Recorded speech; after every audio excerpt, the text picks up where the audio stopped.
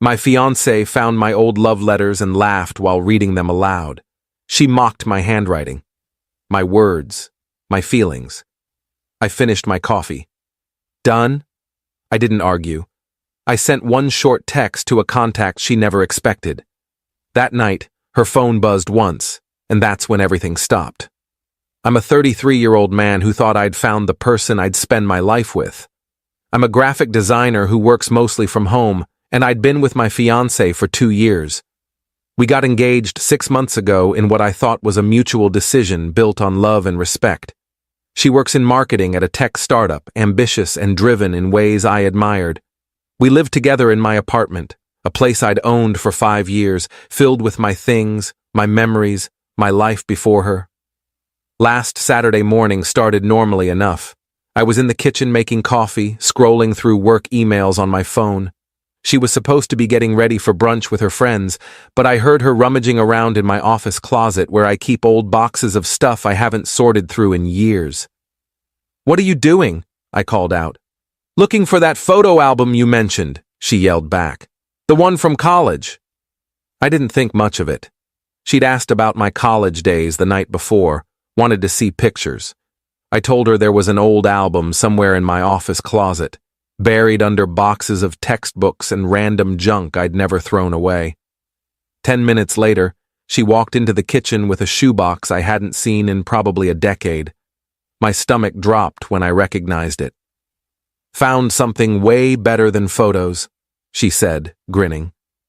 She sat down at the kitchen table and opened the box. Inside were letters. Handwritten letters I'd written when I was 19, during my first serious relationship. Letters I'd never sent because we'd broken up before I could give them to her. Letters I'd kept because I was sentimental and stupid and 19. "What are these?" she asked, but she was already pulling one out, unfolding it. "Those are private," I said, walking over. "Can you put them back?" She ignored me, started reading aloud. "Every time I see you, I forget how to breathe properly. Is that normal? Because I'm pretty sure I'm oxygen deprived around you?" She laughed. Not a kind laugh. A mocking one that made my chest tighten. "Oh my God, this is so cringe. Did you actually write this?" "Stop," I said. "Seriously, put them back." She pulled out another one, clearly enjoying herself now. "I know we're young, but I can't imagine loving anyone the way I love you. You're my person. My always." She snorted, actually snorted. "Your person? What are you, a character in a bad romance novel? This is gold." I felt my face getting hot. "I was 19. Can you please stop?" "Look at this handwriting," she said, holding up one of the letters toward the light like she was examining evidence. "It's so messy. And you spelled definitely wrong. Definately. Did you even graduate high school?" "I was writing fast. It's a first draft. I wasn't planning on—" "Your smile makes me believe in magic," she read, barely able to contain her laughter. "Holy shit, you were such a sap. Still are, I guess. No wonder you're always so emotional about everything." I stood there, holding my coffee mug, feeling like I'd been stripped naked in front of strangers. These weren't just old letters. They were pieces of who I'd been. Vulnerable, earnest, believing that words mattered and feelings were worth expressing. They were from a time when I thought being honest about emotions was strength, not weakness. "Are you done?" I asked quietly. "Wait, there's more." She shuffled through the box like she was searching for treasure. "I'm not good with words. Well, that's obvious. But I need you to know that you changed me. Before you, I didn't think I was capable of feeling this much." She looked up at me, wiping tears of laughter from her eyes. "Dude, this is painful. This is like reading a teenage diary. Were you always this dramatic?" I set my coffee down, carefully, calmly. "Yes, I'm done now. There's like 20 letters here. Come on, I want to read more. This is hilarious." "No." Something in my voice made her look up. The smile faltered slightly. "What's wrong? I'm just teasing. Can't you take a joke? You're mocking me. It's just funny. You have to admit this stuff is over the top. You're my person? Come on. It's how I felt, at 19, about someone I cared about. Yeah, someone who isn't me, she said, her smile fading more now. Should I be worried you still have love letters to an ex? That's kind of weird, don't you think? I forgot they existed until you dug them up. And even if I remembered, they're mine. Private. You had no right to read them, let alone mock them. Oh, come on. Don't be so sensitive. It's not that serious. It is to me. She rolled her eyes. Whatever. If you can't laugh at your younger self, you're going to have a miserable life. You take everything so personally. She put the letters back in the box, but left it on the table. I'm meeting the girls. We'll talk later when you've calmed down. She grabbed her purse and left. The apartment door closed behind her with a soft click. I stood in the kitchen, staring at that shoebox, feeling something shift inside me, something fundamental and irreversible. See, here's the thing she didn't know. Those letters? They weren't just teenage melodrama. They were from a period of my life when I was dealing with my father's terminal illness. My first girlfriend had been there through the worst of it. And those letters were me trying to process grief and love and fear all at once. Writing them was the only way I could make sense of watching my father disappear a little more each day while trying to be strong for my mother and younger sister. I never sent them because my girlfriend broke up with me 2 weeks before my father died, said she couldn't handle the heaviness anymore, that she needed to focus on her own mental health. I didn't blame her then, and I don't blame her now. We were kids dealing with adult pain. The letters stayed in that box because they weren't really about her. They were about me, trying to find solid ground when everything was falling apart. They were about a boy becoming a man in the worst possible way, trying to hold on to something pure and good while death took over his house. They were private not because I was pining for an ex, but because they represented the rawest, most vulnerable version of myself I'd ever been, and my fiancé had just used them as entertainment, treated my teenage grief like it was a comedy sketch. I picked up my phone, scrolled through my contacts, found the one I needed, her older sister, the one she barely spoke to, the one she'd mentioned exactly twice in 2 years, always with tension in her voice, always changing the subject quickly. I'd met her sister once, briefly, at a family gathering my fiancé had reluctantly brought me to. We'd talked for maybe 10 minutes while my fiancé was in another room. She'd seemed nice, grounded, tired of family drama, but not bitter about it. Before she'd left that day, she'd given me her number and said, "If you ever need to know the truth about anything, call me. I mean it. I know how she is." At the time, I thought it was weird, maybe even inappropriate. Now, I understood exactly what she'd meant. I sent a text. "This is your sister's fiancé. We need to talk. It's important." The reply came 30 seconds later. "I've been waiting for this message for 6 months. Coffee tomorrow, 10 a.m. We met at a cafe downtown, one I'd never been to, far enough from our usual spots that we wouldn't run into anyone we knew. She was already there when I arrived, sitting in the back corner with 2 cups of coffee waiting on the table. "Black, right?" she said as I sat down.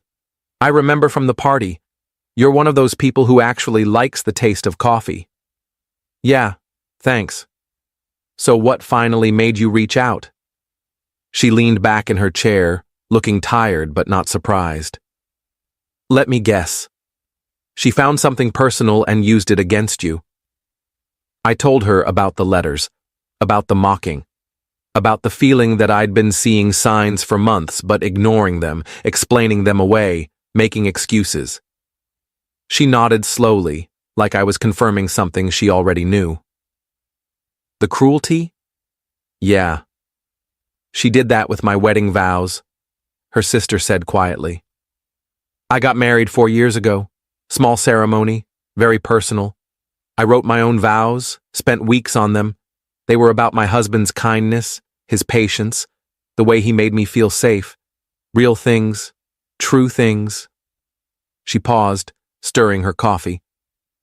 "She got a copy of the program at the wedding.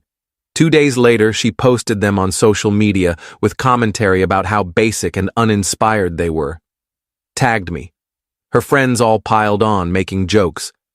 One of them said I must have copied them from Pinterest. Another said they were so boring she fell asleep reading them.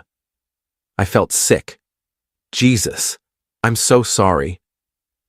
I haven't spoken to her since 4 years. She never apologized. When I confronted her, she said I was being oversensitive, that she was just having fun, that if I couldn't take a joke, that was my problem.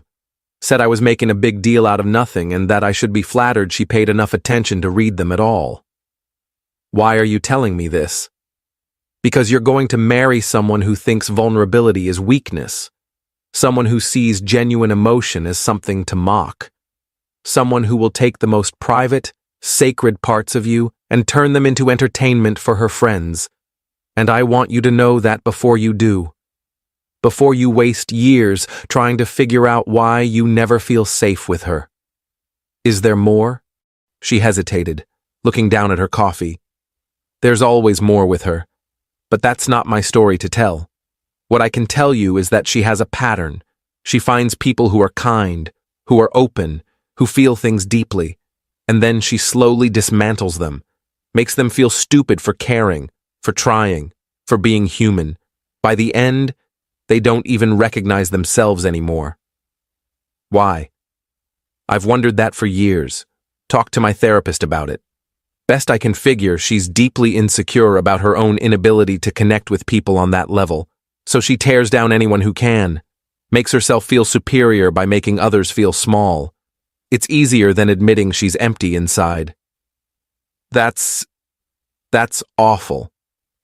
It is, but it's who she is. She slid a piece of paper across the table.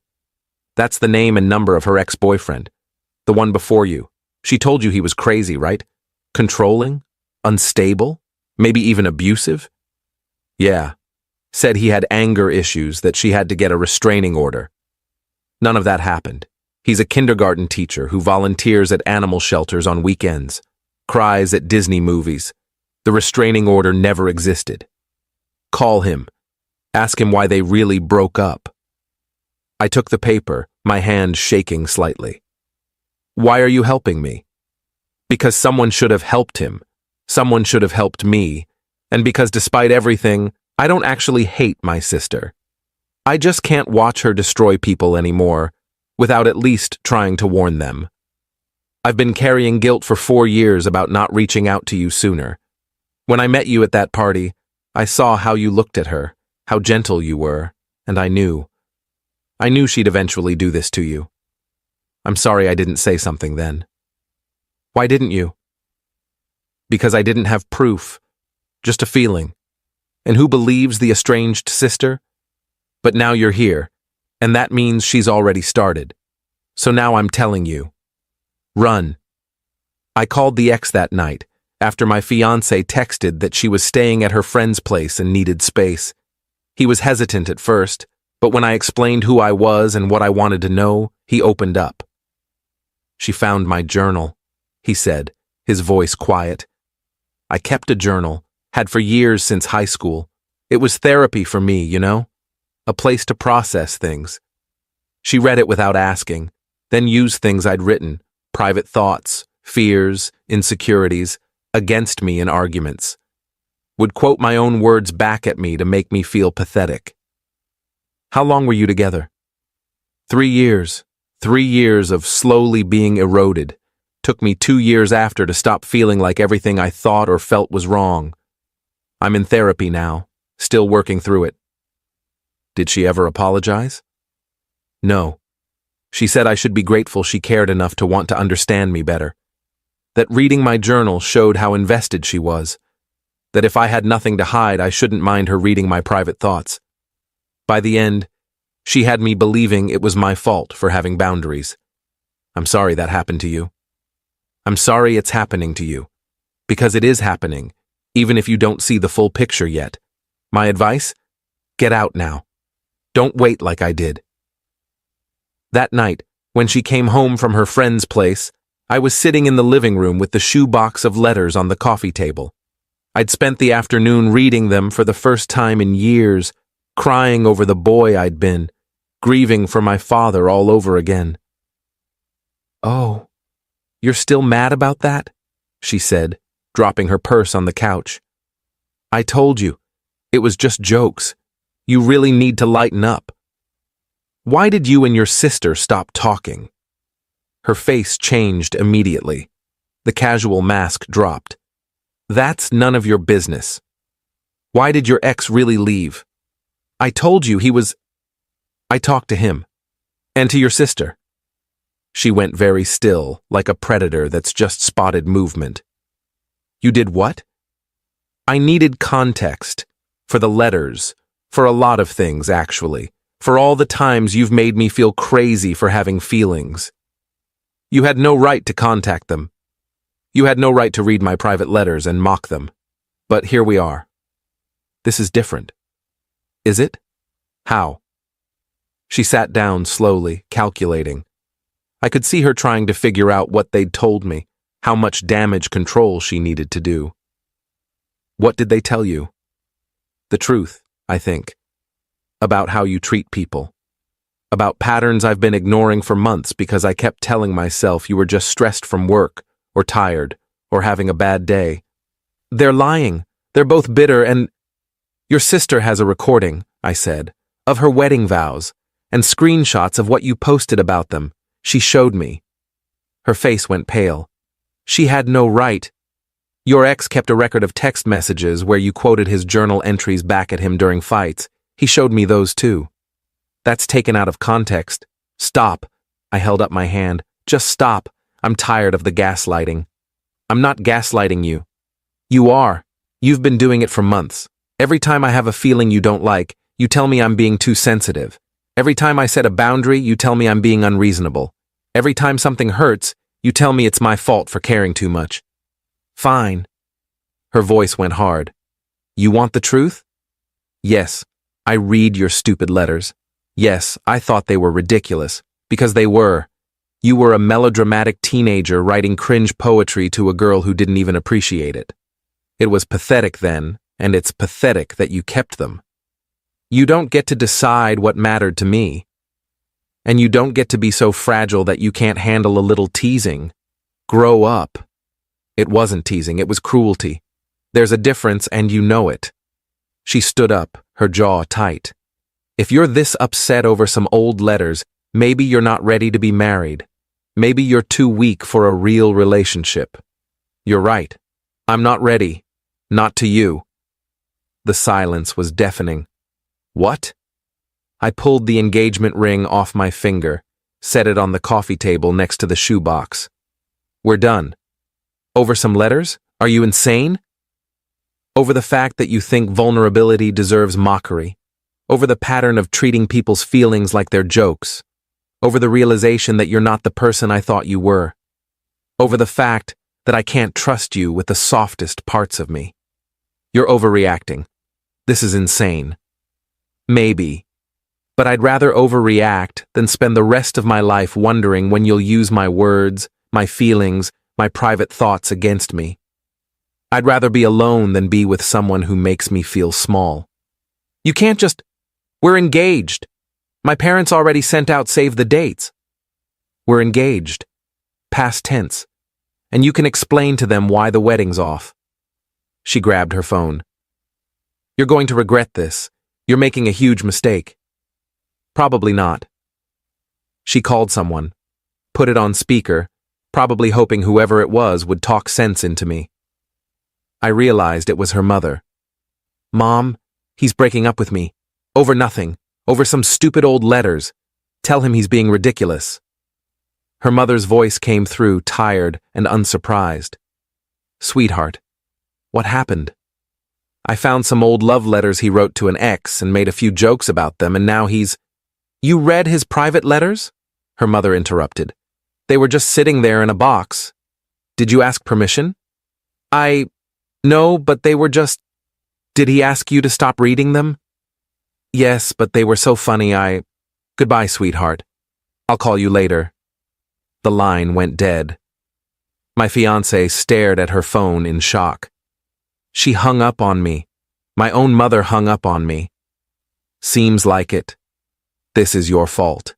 You turned her against me. You turned everyone against me. I didn't have to. You did that yourself. She grabbed her things, shoving them into her purse violently. I'm staying at a friend's tonight. When I come back tomorrow, you better have changed your mind. You better have that ring back on your finger and an apology ready. I won't have. We'll see about that. She left, slamming the door hard enough to rattle the pictures on the wall.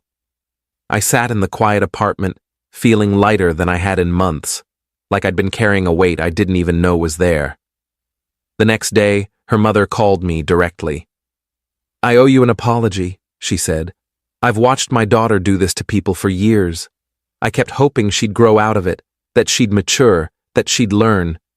I'm sorry I didn't warn you. I'm sorry I let you get engaged to her without saying something. It's not your fault. She gets it from her father. He was the same way. Found people's vulnerabilities and exploited them for entertainment. Made people feel stupid for having emotions. I divorced him when she was 12, but the damage was done.